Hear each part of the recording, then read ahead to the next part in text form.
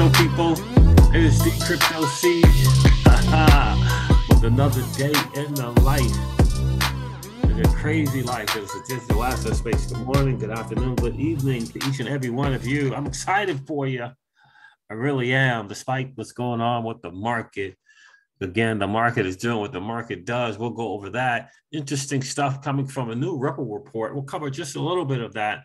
A big article today from Bloomberg. I think it's very, very interesting about Wall Street's push to catch up to the cool kids. That's you and I, my friend. That is you and freaking I. The cool kids. We'll go over a little bit of that as well. We'll recap something from Rosalind Layton as well. But shout out to XRP Crypto Wolf for sharing the new Ripple report. Guys, this is your XRP Ripple daily news in around 0 to 10 minutes. So Bitcoin is at $39,431. The Bitcoin dominance is at 39%. That just is not great. Ethereum is at $2,928. XRP is at 67 cents. Yeah, that is just not a great look. Even Dogecoin is at 8.1% on the 7-day. Thank you, SEC. What else we got? Terra Luna is up 20%. Where is that at? Did I skip Luna? There it is. 21.4% on a 7-day at $94. I hope you had a chance to participate in the Terra Luna ecosystem. I know I did. Got some Luna, some UST. That was really, really cool. But just overall, Terra Luna is doing its thing, and it's important to know they got a decentralized stable coin. So important to know. EGLD is at $152. Yeah, I'm involved in the ecosystem over there, Elron as well. Looks like I won't be pulling out of that thing for a while. But we'll see. You know how the market moves. It can move really, really quick, really, really, really fast. The GMT token, if you care, it's at $3.26. It's up 33% on a 7-day. Zcash, definitely tracking that up 10% on a 7-day. Is trading at $152. Very important, very, very important to kind of remember these things here. The secret meeting were held at the SEC that led to the free pass, the Ethereum free pass. We know who were in those meetings. Who else had knowledge of those meetings and what was discussed? Who invested with that non-public? Who invested with the non-public information knowledge, right? Insider knowledge, in other words. It wasn't made public. Insider stuff.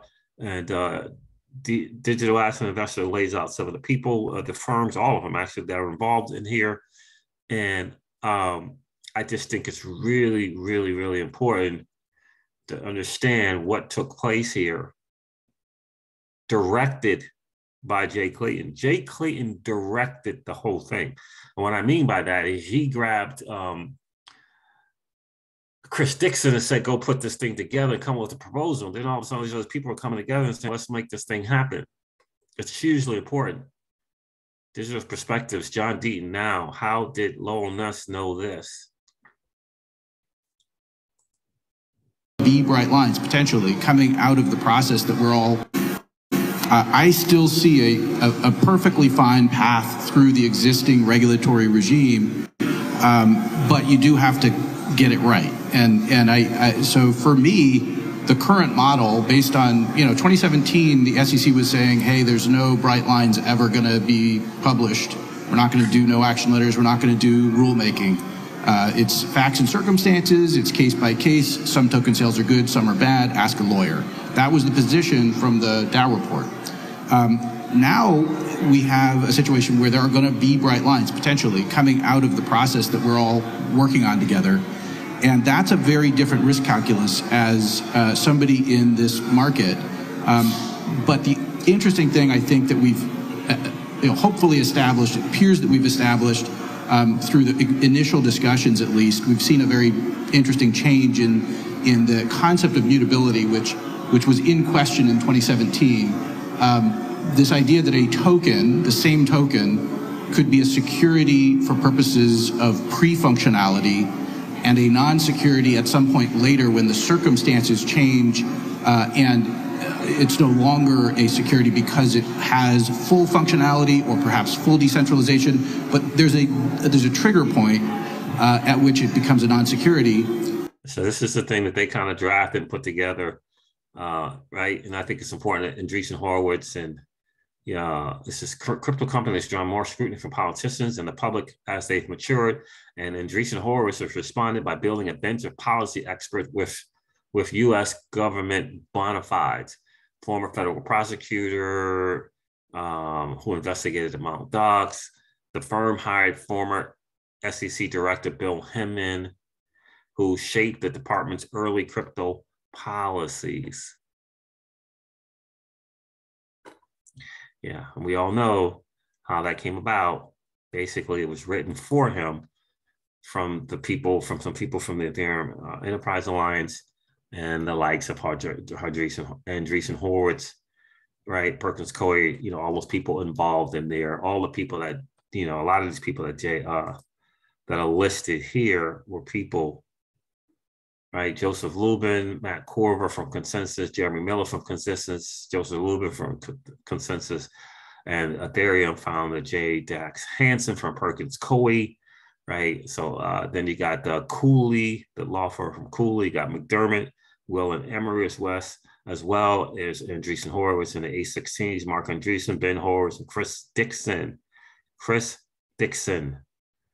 from Andreessen Horowitz, kind of led the charge. It was directed by Jay Clayton to kind of put a proposal together. So this was all kind of insider stuff. Mike Novogratz from Galaxy Digital. All of these people will try to defend Ethereum and what happened there, and try to put aside the fact that it was insider knowledge. Without question, it was insider knowledge. So, but in the end, this is what they're all freaking afraid of. It's this one right here. Got to get that. Take a listen to Chris Larson. I can get this to pull up. Man, what's going on? It's the internet. Take a listen to this.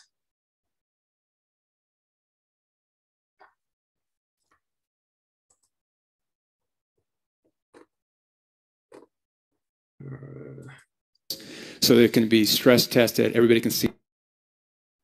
First of all, we think the key requirements for any blockchain that's going to be part of this new global system got to be open source, so they can be stress tested, everybody can see what's going on.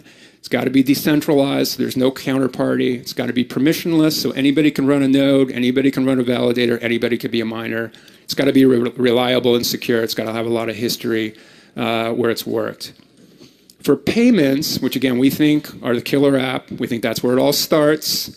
For payments, we think that has additional requirements. You've got to have settlement predictability. You've got to have consistent low costs. You've got to have high throughput. And we think you have to have low energy consumption. Let me talk a little bit then about how we see these and why we're betting, as you may have guessed, on the XRP ledger. And XRP is the digital asset of choice, where we're talking about the blockchain component of this Internet of Value. XRP clearly has, among the majors, the lowest transaction costs. It is the fastest, about 3 seconds to settle.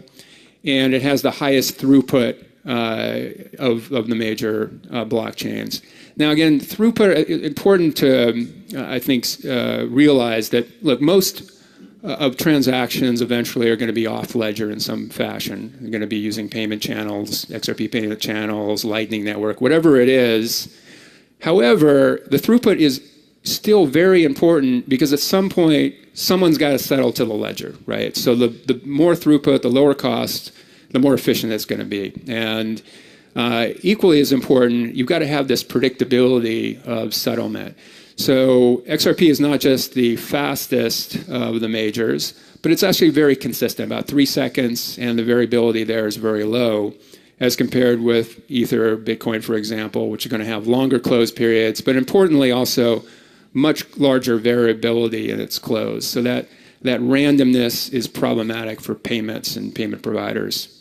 The other key thing is there it is, and just understand for you and I, in terms of what we may be doing at a grocery store or PayPal, Venmo, Zelle, that is not a big deal for us as retail investors. It's not a big deal for us as, perhaps living in the consumer world. But for institutions, for Wall Street, for central banks, settlement is a big, big deal. And it's a big, big space, right? Cross-border payments and settlements is a massive, massive, massive deal. And this is the target market.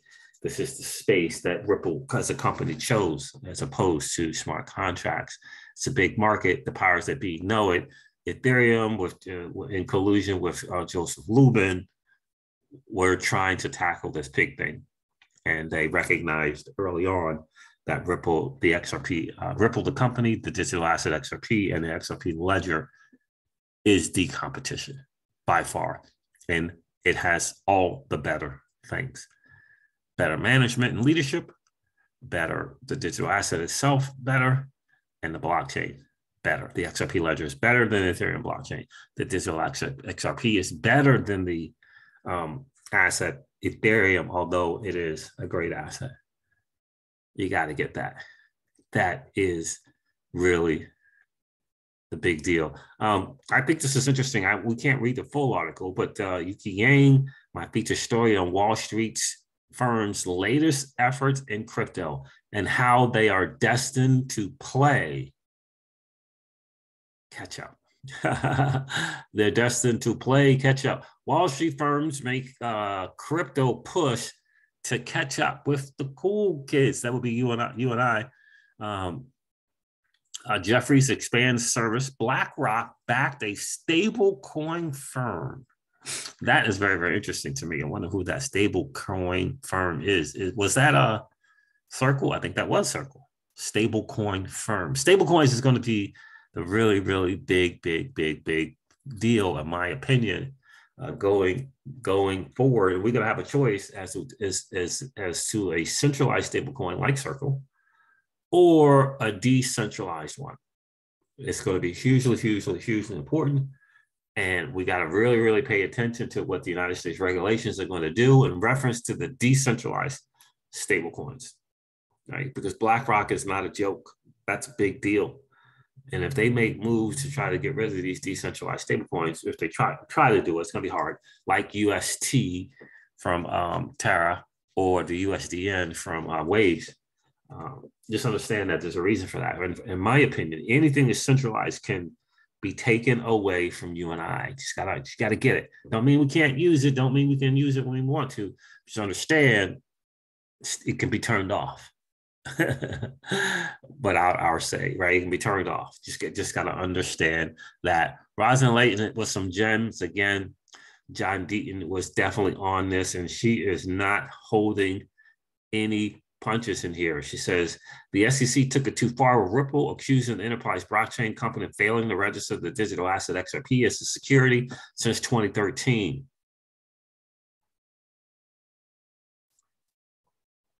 Why is this messing up?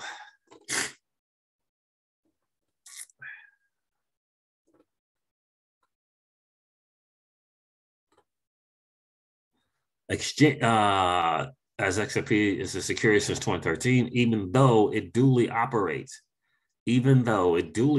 as a bona fide bridge currency. Exchanges immediately dropped trading of the Ripple currency's XRP, and investors lost billions of dollars in value, about 15 billion, in fact. The SEC's flippant decision stoked a class action firestorm from the ferocious decentralized XRP community to justify its actions in court. This thing got a lot of ads on here. To justify its actions in court, the SEC has leaned heavily, well, let me exit out of this, on the so-called Howey test, that an asset is a security if its value is derived by the actions of a third party. Fintech policy scholars debate whether the Supreme Court case about shares in Florida orange groves in the 1940s is applicable to blockchain and crypto. Ripple has attacked the SEC's reasoning and challenged the due process of retroactive illegality in a climate of regulatory confusion that the agency itself created. Central to Ripple's defense is the 2018 speech delivered by then SEC Director of Corporate Finance, William Hinman, in which he declared that Ether, the native currency to Ethereum issued in the high-profile initial coin offering in 2014, was no longer a security, as it became sufficiently decentralized over time. Despite the boilerplate disclaimers that the speech was his personal opinion, not necessarily that of the commission, the market interpreted the speech as regulatory guidance. Even Hinman and then SEC Chair Jay Clayton said publicly that the speech reflected the SEC, get rid of this, the SEC view. Ripple, the exchange, Coinbase, and others sought clearer guidance from the SEC to no avail. The best conclusion was that the SEC gave Ether a free pass, and that the same logic, if applied to XRP, would make it a currency. Ripple never had an ICO, and its network was fully built and decentralized before a single token sale took place. Wisely, Ripple demanded that the SEC provide some 70 emails circulated within the agency about the infamous speech. The SEC has fought a long, desperate battle to keep the emails confidential. It's part of its obligation of discovery, and then issued an 11th hour expert report on the last day of discovery. For this, the court slapped down the SEC, ordering it to pay defendants' expenses and the cost of redeposing an expert witness. The court stated, and I quote, the SEC has conducted itself improperly by serving an unauthorized supplemental report on the last day of discovery. For that, the SEC is ordered to pay defendants reasonable expenses in filing their motion to strike and redeposing Dr. Metz. The parties' prior agreement that each side shall cover the cost of their own expert's time shall control accordingly. The SEC shall also cover the costs of Dr. Metz's time. In parallel, the XRP army is organized into a putative class of 66,000 retail XRP holders led by friend of the court, John E. Deaton. They've crowdsourced an investigation of evidence that Hinman, while at the SEC, earned $15 million in retirement benefits from Simpson Thacher, a law firm linked to Ethereum. This conflict of interest has also won the attention of Empower Oversight, a nonprofit legal watchdog which filed a raft of FOIA requests.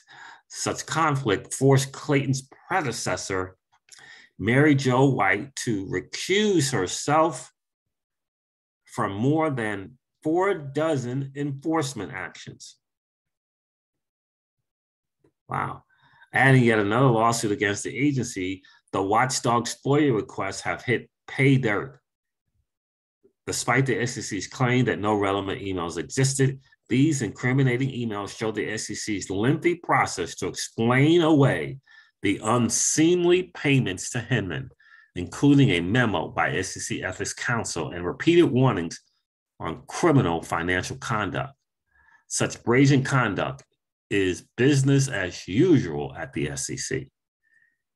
Outraged investors and consumers now seek justice in court, providing the reckoning that Congress should have imposed. This blasé acceptance to agency overreach could punish lawmakers in November. In other words, are you going to put your vote where your money is?